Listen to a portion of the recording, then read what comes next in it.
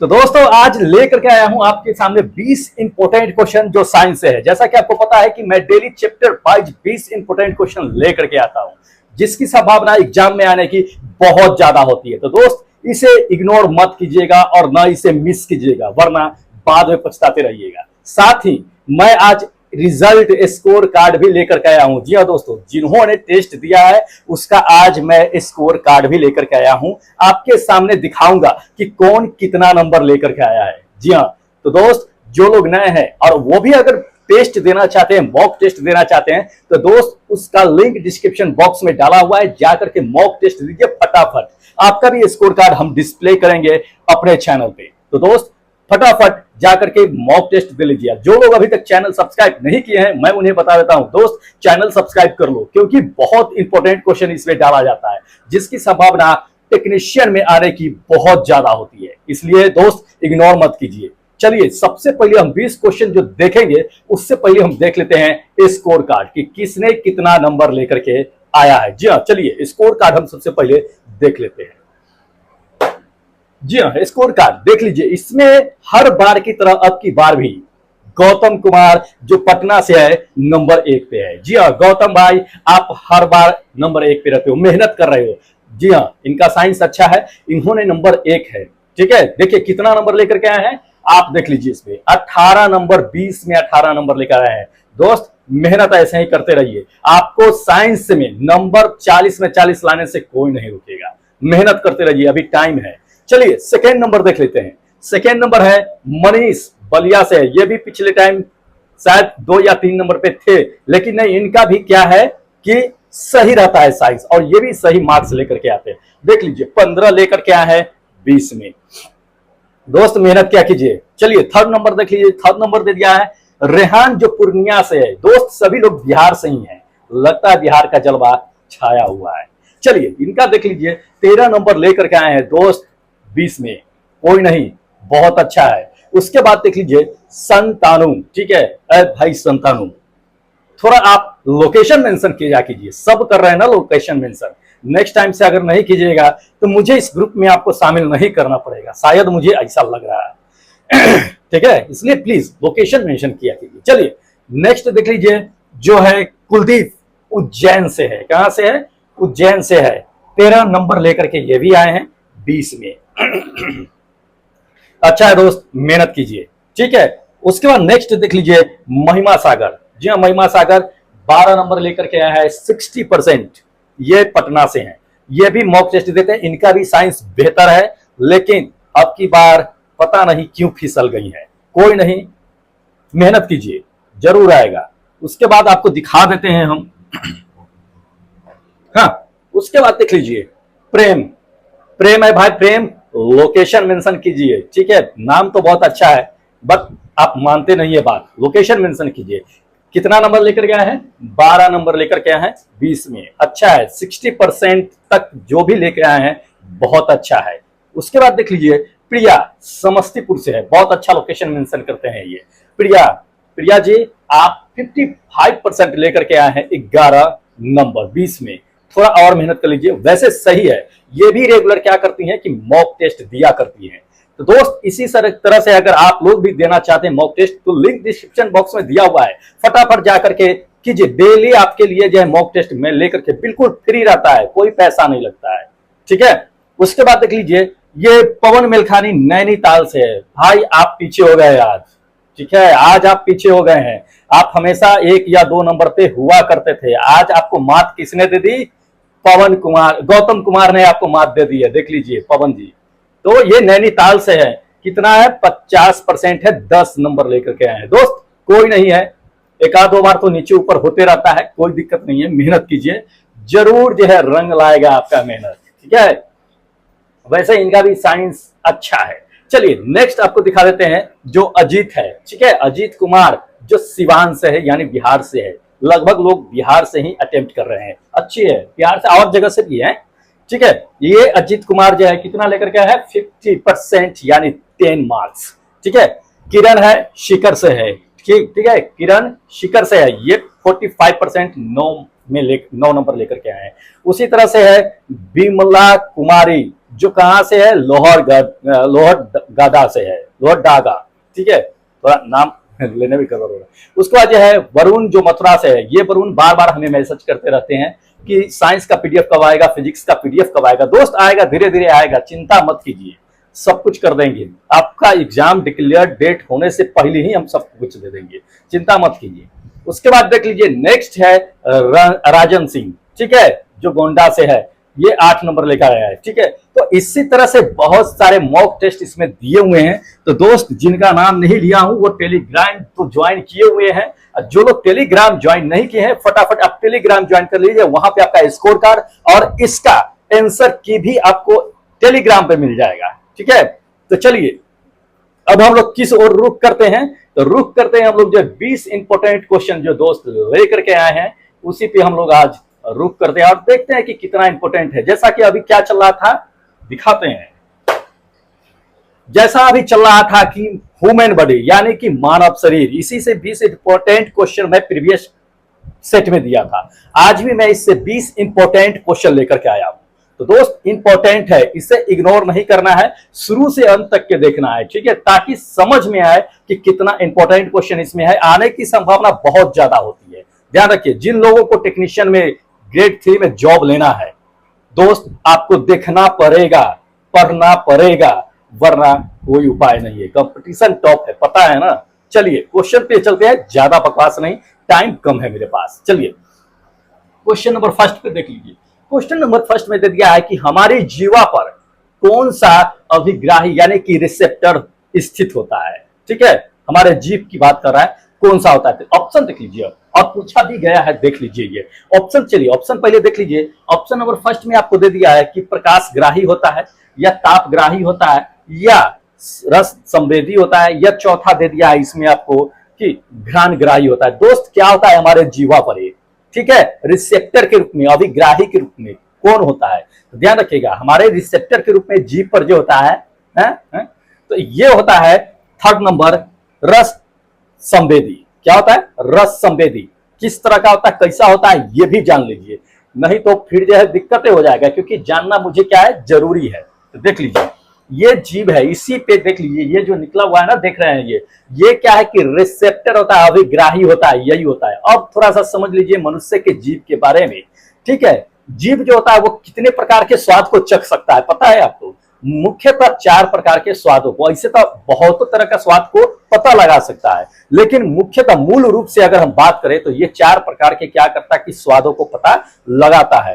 क्यों, कौन कौन लगाता है, नमकीन, खट्टा, कड़वा और मीठा, ठीक है। ये 4 प्रकार के जीव हमारे क्या करते हैं कि स्वाद को पता लगाने में मदद करती है। अब समझ लीजिए, ये जो आप देख रहे हैं, ये तो रिसेप्टर पे क्या होता है कि बहुत सारे जो है रासायनिक उस पर संवेदनशील उपस्थित होते हैं, ठीक है, कोशिकाएं जो होती है, तो इसको ध्यान में रखना। अब समझ लीजिए, मनुष्य में जो आपको हम बता रहे थे कि स्वाद जो इस पे होता है, क्या होता है कि स्वाद कलिकाएं स्थित होती है। स्वाद कलिकाएं कितने स्थित होती है, लगभग आपको बता देते हैं 2000 से लेकर के 8000 तक के इस मनुष्य के जीभ पर जो है स्वाद कलिकाएं स्थित होती है। और ये क्वेश्चन पूछा गया है, कब पूछा गया है, ये 16 में एनटीपीसी के एग्जाम में पूछा गया है कि मनुष्य के जीभ पर कितनी कलिकाएं उपस्थित होती है। तो दोस्त 2000 से लेकर के 8000 तक के नोट कर लीजिएगा इस पॉइंट को, ठीक है। चलिए, तो इस तरह से है दोस्त। अब इसे क्या करना है कि इंपॉर्टेंट है, नोट करते चलिएगा, बार बार इस चीज को करते हैं। चलिए नेक्स्ट क्वेश्चन देख लीजिए। अगला क्वेश्चन दे दिया कि निम्नलिखित में से किस अंग की व्याधीन के निदान के लिए, व्याधीन मतलब बीमारी के निदान के लिए ईईजी इलेक्ट्रो क्या होता है, इलेक्ट्रो एनसेफेलोग्राम होता है, इलेक्ट्रो एनसेफेलोग्राम ईईजी का फुल फॉर्म होता है ये, ठीक है। तो ये उपयोग कहां किया जाता है, एनटीपीसी के एग्जाम में पूछा गया है दोस्त, इंपॉर्टेंट है। चलिए फर्स्ट नंबर ऑप्शन देख लीजिए कि मस्तिष्क के उपचार में किया जाता है, या हृदय के उपचार में किया जाता है, या मास्य के उपचार में किया जाता है, या फेफड़े के उपचार में किया जाता है, किसके उपचार में किया जाता है। दोस्त ध्यान रखिएगा, ईईजी जो होता है ना वो मस्तिष्क के उपचार में किया जाता है। ये फर्स्ट नंबर मेरा ऑप्शन क्या होगा कि करेक्ट होगा। अब थोड़ा सा समझ लीजिए इसके ईईजी के बारे में भी, ठीक है। देख लीजिए, ये ईईजी है, ईईजी के मदद से ही क्या होता है, ईईजी का आपको फुल फॉर्म बता दिए, इलेक्ट्रो एनसेफेलोग्राम होता है, ये ईईजी का फुल फॉर्म होता है। ठीक है, इसका जो उपचार मस्तिष्क में किया जाता है पता लगाने के लिए कि मस्तिष्क की जो गतिविधि है वो काम कर रही है कि नहीं कर रही है, सामान्य अवस्था में है कि नहीं है, यही पता लगाने के लिए क्या किया जाता है कि ईईजी का किया जाता है। जैसा कि आपको पता है कि मस्तिष्क में क्या होता है, न्यूरॉन्स, बहुत सारे न्यूरॉन्स होते हैं, तो न्यूरॉन्स की जो गतिविधि होती है उसको रिकॉर्ड करता है ईईजी के माध्यम से। तो ये समझ लीजिए इसको। ठीक है, चलिए नेक्स्ट क्वेश्चन दिखाते हैं। अगला क्वेश्चन में दे दिया कि निम्नलिखित में से कौन सा अंग पीत रस स्त्रावित करता है। जी हाँ, पीत रस कहां से स्त्रावित होता है ये बताना है। ऑप्शन देख लीजिए। ऑप्शन नंबर फर्स्ट में दे दिया यकृत से, दूसरा दे दिया है कि हृदय से, तीसरा दे दिया वृक्क से, और चौथा दे दिया है आपको मस्तिष्क से। दोस्त बहुत बार पूछा जाता है, कई बार पूछा जा गया है ये क्वेश्चन, लगभग सारे एग्जाम में ये पूछा जाता है। अगर हम आपको एनटीपीसी का भी दिखा देते, एसएससी का भी दिखा देते, तो एसएससी हो गया, चाहे बहुत सारे ऐसे एग्जाम होते हैं उसमें दिखा देते हैं, हर बार ये क्वेश्चन डाला जाता है। इंपॉर्टेंट है, वैसे आप लोग पढ़े होइएगा, रटे होइएगा, पता है मुझे, क्योंकि ये हाईलाइटेड क्वेश्चन है और आने की संभावना हर बार जो होती ही है। चलिए, तो ये जो होता है पीत जो रस होता है कहां से स्त्रावित होता है, यकृत से होता है। ये फर्स्ट नंबर मेरा ऑप्शन क्या होगा कि करेक्ट होगा। ठीक है, यकृत से होता है, तो इसको ध्यान में रखना है। चलिए इसके बारे में थोड़ा सा हम समझ लेते हैं। ये यकृत का फोटो है, देख लीजिए। इसी में क्या होता है, यकृत को क्या कहा जाता है, लीवर कहा जाता है, जो क्या होता है शरीर का सबसे बड़ा ग्रंथि होता है। सबसे बड़ा ग्रंथि, अंग नहीं कहिएगा, सबसे बड़ा अंग क्या होता है, तो ये अपने अंदर जो होता है, जो त्वचा होती है वो होता है सबसे बड़ा। लेकिन सबसे बड़ा अगर ग्रंथि की बात करें तो ये ग्रंथि लीवर होती है सबसे बड़ा। ठीक है, तो इसको ध्यान में रखिएगा। उसके बाद समझ लीजिए कि इसमें जो पीत होता है वो किस कलर का होता है, तो दोस्त वो हरे और पीले कलर का होता है ये। ठीक है, इसका पीएच वैल्यू जो होता है 7 से ऊपर होता है, 7.67 के आसपास में होता है। जो भोजन जो अम्लीय आता है उसको क्या करता है, ये क्षारीय बनाने का काम करता है। ठीक है, इसमें कोई भी पाचक एंजाइम नहीं होता, ये भोजन को पचाने उचाने का काम नहीं करता है, इसको ध्यान में रखिएगा। तो ये इंपॉर्टेंट है। ठीक है, पीत रस को अंग्रेजी में भी कभी कभी पूछ देता है। क्या पूछेगा, ध्यान रखिए, अंग्रेजी इसका वर्ड लीवर तो होता ही है, लेकिन एक और होता है पीत रस को, क्या बोलते हैं, बाइल जूस बोलते हैं। क्या बोलते हैं, बाइल जूस पूछ देता है कभी कभी। तो बाइल जूस दे देगा कि कहां से स्त्रावित होता है, तो कंफ्यूज मत होइएगा, बाइल जूस वहीं से यकृत से ही स्त्रावित होता है, नहीं तो पीत रस को बाइल जूस कहते हैं। तो ध्यान रखना है इस चीज को, वरना कंफ्यूज हो जाइएगा एग्जाम में हड़बड़ी के चक्कर में, तब फिर गड़बड़ हो जाएगा। समझ गए। चलिए नेक्स्ट क्वेश्चन देख लीजिए। अगला क्वेश्चन दे दिया कि पाचन के बाद प्रोटीन परिवर्तित हो जाता है, किसमें परिवर्तित हो जाता है प्रोटीन पाचन के बाद। ठीक है, तो पाचन के बाद किसमें होता है, फर्स्ट ऑप्शन देख लीजिए कि छोटी छोटी जो है गोलियों में परिवर्तित हो जाता है, या स्टार्च में हो जाता है, या थर्ड नंबर कार्बोहाइड्रेट में, या एमिनो अम्ल में, किसमें परिवर्तित हो जाता है। तो दोस्त ध्यान रखिएगा, भोजन पचने के बाद जो प्रोटीन होता है वो एमिनो अम्ल में क्या होता है कि कन्वर्ट हो जाता है, ये समझ लीजिएगा। इंपॉर्टेंट है, एनटीपीसी के एग्जाम में क्या है कि पूछा भी गया है, तो ये समझना है हमें। ठीक है, वैसे अम्ल क्या होता है, प्राकृतिक में आपको 20 से 22 प्रकार के अम्ल एमिनो अम्ल जो है मिल जाता है, तो इसको ध्यान में रखना है। चलिए अगला क्वेश्चन आपको दिखाते हैं। अगला क्वेश्चन इसमें दे दिया है कि मानव इनमें से किसे नहीं पचा सकता है, डाइजेस्ट नहीं कर सकता है मानव। ठीक है, देख लीजिए, पहला ऑप्शन दे दिया है सेल्यूलोज, दूसरा ऑप्शन दे दिया है स्टार्च, तीसरा दे दिया एमिनो अम्ल, और चौथा आपको दे दिया है कि ग्लाइकोजेन। दोस्त इन चारों में से किसे अगर मानव खाए तो डाइजेस्ट नहीं कर सकता है। दोस्त ध्यान रखिएगा, अगर जो है सेल्यूलोज जो होता है अगर मानव अगर खा ले तो इसे डाइजेस्ट नहीं कर सकता है। समझिए कि क्यों नहीं कर सकता है। आप अगर जो है पादप उत्तक पढ़े होइएगा तो शायद आपको याद होगा, हम अगर पढ़ाए भी हैं, तो सेल्यूलोज जो होता है क्या होता है कि ये पौधे में जो हरे पौधे होते हैं उसके कोशिका भित्ति में ये सेल्यूलोज पाया जाता है। इसे कौन पचा सकता है, तो जो शाकाहारी जानवर है उसे ही डाइजेस्ट कर सकते हैं। लेकिन अगर हम मेरी बात किया जाए, मानव की बात किया जाए, तो मानव इसे डाइजेस्ट नहीं कर सकता है। ठीक है, क्यों नहीं कर सकता है, क्योंकि इसमें क्या होता है कि कार्बनिक यौगिक होता है एक, जो एक पॉलीमर का रूप ले लेता है, और इसे सिर्फ जो शाकाहारी जंतु है, जीव जंतु जानवर है उस वही पचा सकते हैं, इसके अलावा मनुष्य नहीं पचा सकता है। ठीक है, तो ये रीजन है इसका। चलिए नेक्स्ट क्वेश्चन दिखाते हैं। अगला क्वेश्चन दे दिया कि खूर वाले जानवर के आमाशय का सबसे बड़ा हिस्सा कौन सा होता है। जी हाँ, खूर वाले जो जानवर होते हैं उसका सबसे बड़ा हिस्सा कौन होता है ये बताना है। ऑप्शन देख लीजिए। ऑप्शन नंबर फर्स्ट में दे दिया है कि रूमेन, दूसरा ऑप्शन दे दिया है कि रेटिकुलम, तीसरा ऑप्शन दे दिया है कि अबोमेशम, चौथा आपको दे दिया है कि ओमेशम कौन है। तो ध्यान रखिएगा, खुर वाले जो जानवर होते हैं उसके अमाशय में जो होता है वो सबसे बड़ा हिस्सा जो होता है दोस्त वो रूमेन होता है। ये फर्स्ट नंबर मेरा ऑप्शन करेक्ट होगा। एनटीपीसी के एग्जाम में पूछा गया है दोस्त, ध्यान रखिएगा, इंपॉर्टेंट है, थोड़ा सा आप समझ लीजिए। खुर वाले जानवर दिखा देते हैं, जितने भी खुर वाले जानवर होते हैं ये होते हैं, जैसे कि गैया हो गया, भैंसिया हो गया, बकरी हो गया, ये सब क्या है, हिरन हो गया, खुर वाले जानवर होता है जिसमें खुर पाया जाता है। ठीक है, तो ये सब होता है। इसके अमाशय में जो होता है सबसे बड़ा जो हिस्सा होता है वो रूमेन होता है। ठीक है, रूमेन क्या होता है कि अमाशय का पहला भाग कहा जाता है। ठीक है, रूमेन क्या कहा जाता है, अमाशय का पहला भाग कहा जाता है, या कह सकते हैं कि इसे पहला पेट कहा जाता है। ठीक है, रूमेन को। तो इससे समझिएगा क्या करता है कि जितने भी खुर वाले जानवर होते हैं, जैसे गैया भैंसा की बात करते हैं हम, तो वो जुगाली करके देखते होंगे चढ़ा के उजरा उजरा झाग निकालते रहते हैं। तो वो क्या करता है कि जुगाली कर करके क्या करता है कि अंदर जो भोजन होते हैं उसको नरम करते रहता है और डाइजेस्ट करते रहता है। ठीक है, जुगाली करके भोजन करने के बाद उनको देखिएगा, ये चीजें आप नोटिस किए होइएगा भी आप। तो ये चीजें होता है, इसको समझना जरूरी है। चलिए नेक्स्ट क्वेश्चन दिखाते हैं।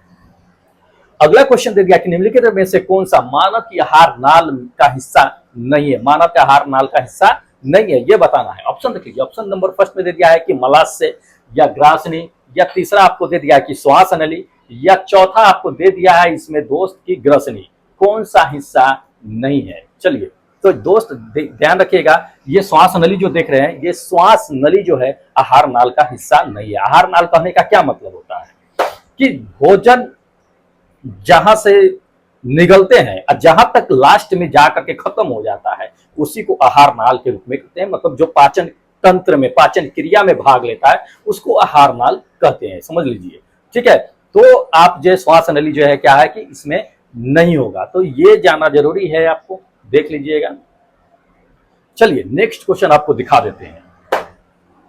अगला क्वेश्चन इसमें दे दिया कि निम्नलिखित में से कौन सी ग्रंथि मानव शरीर में पाई जाने वाली सबसे बड़ी ग्रंथि होती है। जी हाँ, कई बार यह क्वेश्चन पूछा गया है और पूछता भी है, ध्यान रखिएगा इस चीज को। यह क्वेश्चन पूछा गया था, बहुत हाईलाइटेड क्वेश्चन है। ठीक है, देख लीजिए ऑप्शन, देख लीजिए ऑप्शन नंबर फर्स्ट में दे दिया है कि ग्रसिका ग्रंथि होता है, या स्तन ग्रंथि होता है, या यकृत होता है, या चौथा संवेद ग्रंथि होता है। दोस्त मानव शरीर का सबसे बड़ा ग्रंथि कौन होता है? मैं आपको इससे पहले भी बता दिया था कि मानव शरीर का सबसे बड़ा ग्रंथि जहां से पीत स्त्रावित होता है वो यकृत है। यकृत से ही पीत स्त्रावित होता है और यकृत ही मानव शरीर का सबसे बड़ा ग्रंथि है। ये तो आपको हम बता ही दिए हैं, तो इसे बताने की जरूरत नहीं है। ठीक है, चलिए नेक्स्ट क्वेश्चन आपको दिखा देते हैं। अगला क्वेश्चन दे दिया कि पाचन तंत्र में इनमें से किस अंग की आकृति जो है अंग्रेजी के वर्णमाला यू के समान, यू नहीं, जे के समान होता है। जी हाँ, अंग्रेजी के वर्णमाला जे के समान होता है। पाचन तंत्र में कौन सा अंग होता है? ठीक है, एक मिनट।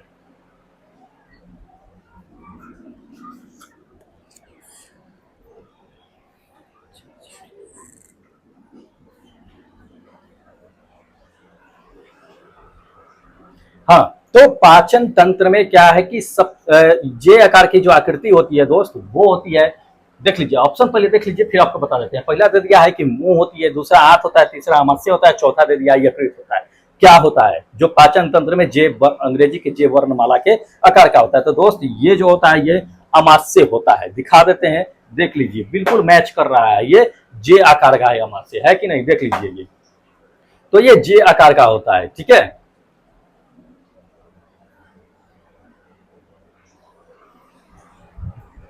तो चलिए अब नेक्स्ट क्वेश्चन पे हम लोग जो है चलते हैं। ये हमारे देख लिया है कि वर्ण, अंग्रेजी के वर्णमाला क्या होता है कि जे आकार का होता है, कभी कभी पूछ देता है, तो ध्यान रखिएगा इसे।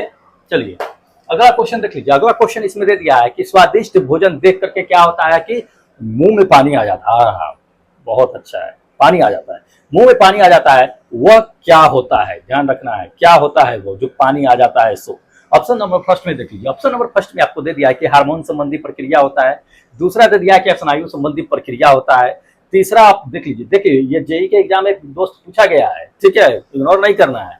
तीसरा नंबर देख लीजिए, तीसरा जो है दृष्टि संबंधी प्रक्रिया होता है, या चौथा दे दिया है कि घ्राण यानी कि सूंघने संबंधी जो है प्रक्रिया होती है। क्या होती है? तो देख लीजिए ये जो ऑप्शन जो है आपका सेकेंड नंबर ऑप्शन मेरा सही होगा कि स्नायु संबंधी प्रक्रिया होती है। ठीक है, जिसे देख करके मुंह में क्या आता है कि पानी आ जाता है। कोई भी स्वादिष्ट चीजें देखे या जो चीज हमें पसंद होता है उस चीज को देखते था, हा हा काश ये मिल जाता, खा लेते, पानी आ जाता है। चलिए नेक्स्ट क्वेश्चन दिखाते हैं। अगला क्वेश्चन दे दिया कि प्रोटीन की कमी से कौन सी बीमारी होती है, ये बताना है, इंपॉर्टेंट है। ये एसएससी के एग्जाम में पूछा गया है, एसएसई के एग्जाम में। एसएससी के एग्जाम कहने का मतलब सीनियर सेक्शन इंजीनियर रेलवे के एग्जाम में पूछा गया है। तो प्रोटीन की कमी से ये भी क्वेश्चन बहुत बार पूछा जाता है। तो रेलवे से लेकर के आप अदर डिपार्टमेंट में भी चले जाइए, एसएससी में चले जाइए आप, या बीपीएससी में चले जाइए, या कोई भी चले जाए, डिफेंस लाइन में भी चले जाइए, वहां भी क्या होता है कि ये क्वेश्चन डाल देता है। तो ध्यान रखिए, प्रोटीन की कमी से जो बीमारी होती है वो क्वाशक्योर बीमारी होती है। क्या होती है? क्वाशक्योर बीमारी होती है। समझ लीजिए इसको, क्वाशक्योर बीमारी होती है। दिखाते हैं किस तरह का बीमारी है। देखिए ये लड़का देख लीजिए, ये बच्चे को देख लीजिए, ये क्या होता है कि ये क्वाशक्योर बीमारी इसमें है। इसमें होता क्या है कि जिसको प्रोटीन की कमी होती है उसे क्वाशक्योर बीमारी होती है। उसमें होता क्या है कि मांसपेशियां जो होती है वो लटक जाती है, ठीक है, हाथ पैर जो है पतले हो जाते हैं, इसे पूरा पैरालाइसिस की तरह होता है, ठीक है। और क्या होता है कि मस्तिष्क जो है विकास रुक जाता है, सोचन शक्ति जो होता है उसका कम जाता है, ठीक है। इसलिए बच्चे को जब जन्म लेता है तो उसको कहा जाता है कि माँ का दूध पिलाइए, 72 घंटे के अंदर तक के जो है उसको पिला दे दीजिए। माँ का दूध जरूरी होता है क्योंकि उसमें प्रोटीन की मात्रा जो है क्या होता है, पोषक प्रोटीन की मात्रा भरपूर मात्रा में होता है। इसलिए तो ये प्रोटीन की कमी से क्वाशक्योर नाम का क्या होता है कि बीमारी होता है, ठीक है। तो ये समझ लीजिए। चलिए नेक्स्ट क्वेश्चन दिखाते हैं। अगला क्वेश्चन में दे दिया है कि थोडनम डैश का भाग है। तो थोडनम किसका भाग है ये बताना है। चलिए अगला क्वेश्चन देख लीजिए, ऑप्शन देख लीजिए, छोटी आंत का भाग है, या बड़ी आंत का भाग है, या आपका जो है पित्ताशय का भाग है, या आपका अंडाशय का भाग है। दोस्त किसका भाग है? तो एडोडनम जो होता है ये आपका जो होता है किसका होता है? छोटी आंत का भाग होता है। ये फर्स्ट नंबर मेरा ऑप्शन करेक्ट है, ठीक है। कहाँ होता है, किस तरह का होता है ये देख लीजिए।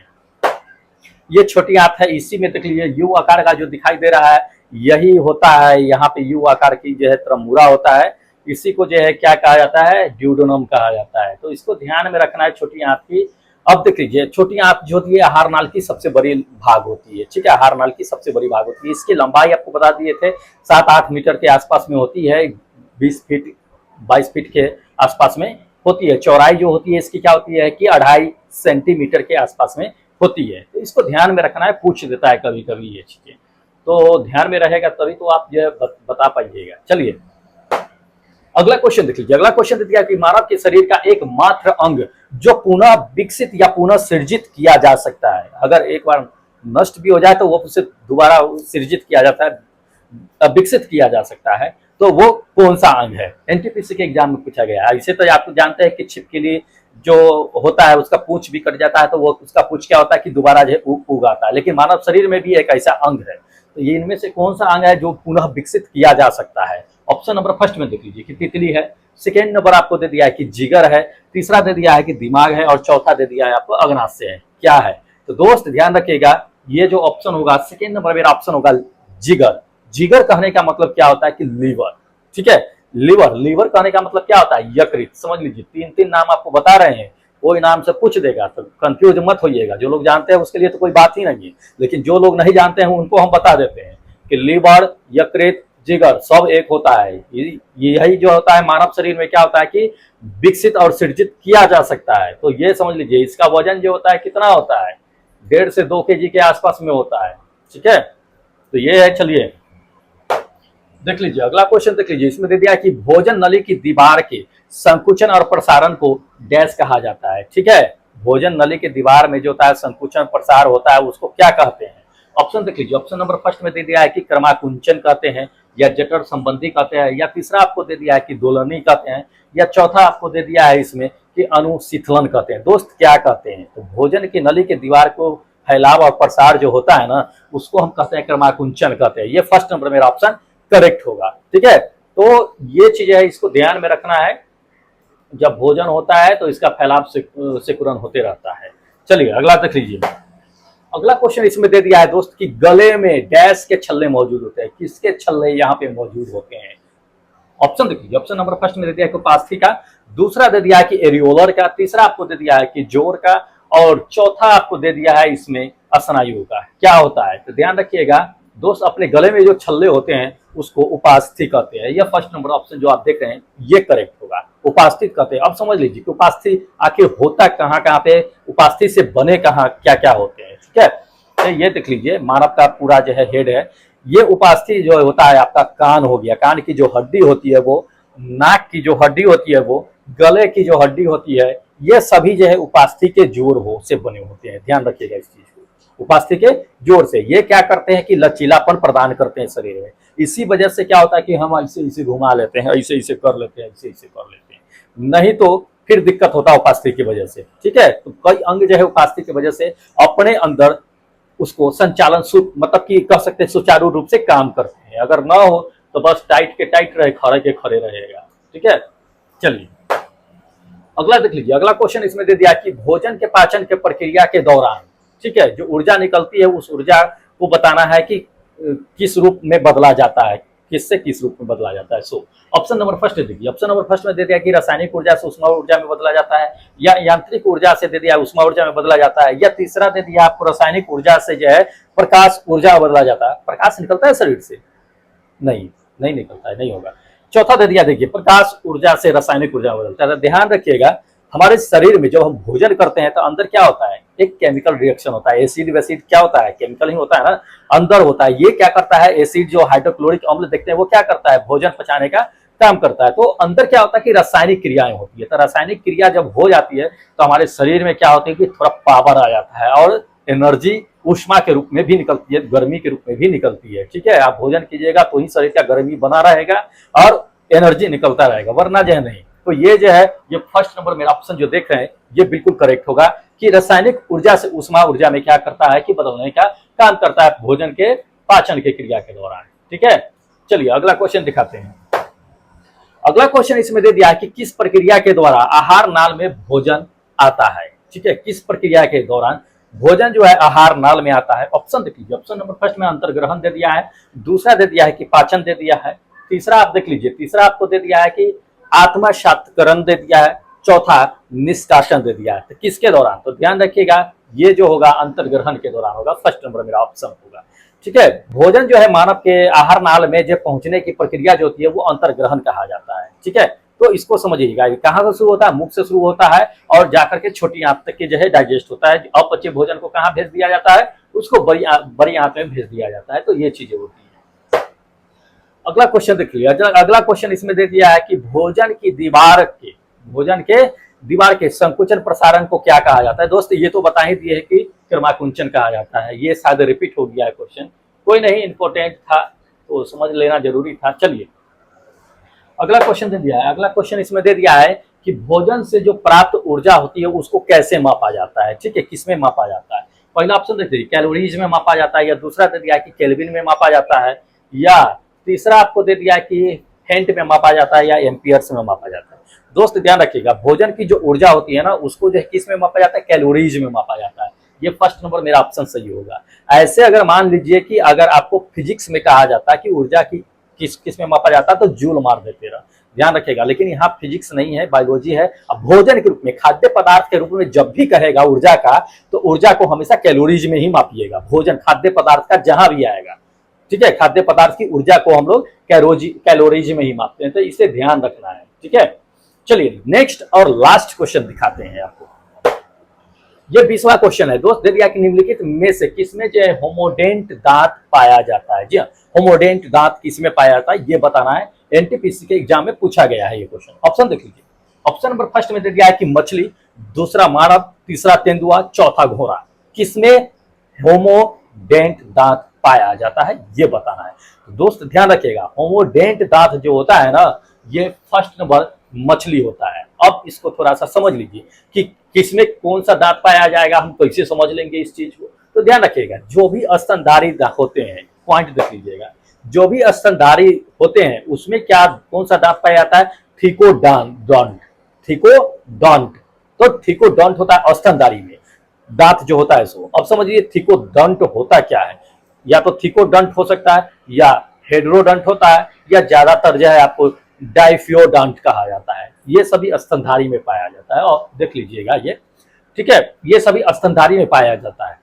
स्तनधारी कहने का मतलब तो आप समझते होइएगा कि स्तनधारी किसको कहते हैं? जो बच्चे को जन्म देते हैं, जो दूध पिलाते हैं, उस सभी को स्तनधारी के कैटेगरी में रखा गया है। ठीक है, जो ऐसा नहीं करता है, जो अंडे देते हैं, बच्चे जन्म नहीं देते हैं, उसको स्तनधारी के अंदर नहीं रखा गया है। तो मछली इसमें था जो बच्चे को जन्म नहीं दे सकती थी, बाकी सब बच्चे को जन्म दे सकते थे। तो ये मछली जो होती है वो एक्रोडंट तथा होमोडेंट के समान आकार के होते हैं। तो इसको ध्यान में रखना है दोस्त, इंपॉर्टेंट क्वेश्चन है। ठीक है, तो दोस्त ये था आपका 20 इंपॉर्टेंट क्वेश्चन।